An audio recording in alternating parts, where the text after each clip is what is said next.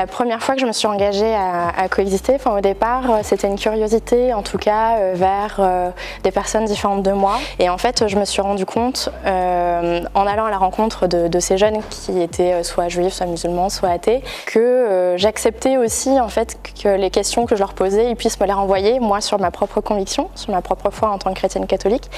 Et ça m'a poussée à chercher plus loin, notamment sur, je crois en la Trinité, mais concrètement à des personnes dont c'est pas la foi, comment on peut l'expliquer. Ce qui m'a beaucoup marqué, c'est une discussion avec Belsam, qui est une jeune femme musulmane qui est devenue une de mes plus proches amies aujourd'hui, et d'avoir discuté ensemble sur cette impatience du mois de Ramadan qui demandait beaucoup d'efforts. Entre guillemets, ça m'a beaucoup inspirée, en tout cas pour vivre mon chemin vers le bac plus sereinement.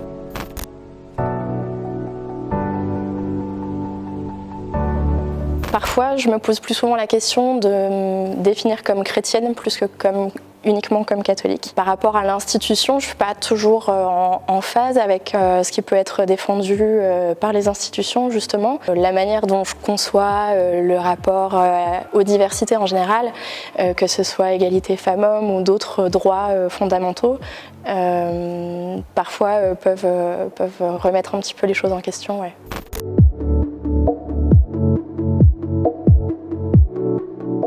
C'est quelque chose auquel on est appelé à travers l'évangile, d'aimer son prochain, etc. Pour moi, mon prochain, c'est pas la personne qui me ressemble en fait, c'est la personne qui est différente de moi, c'est là où c'est pas forcément facile.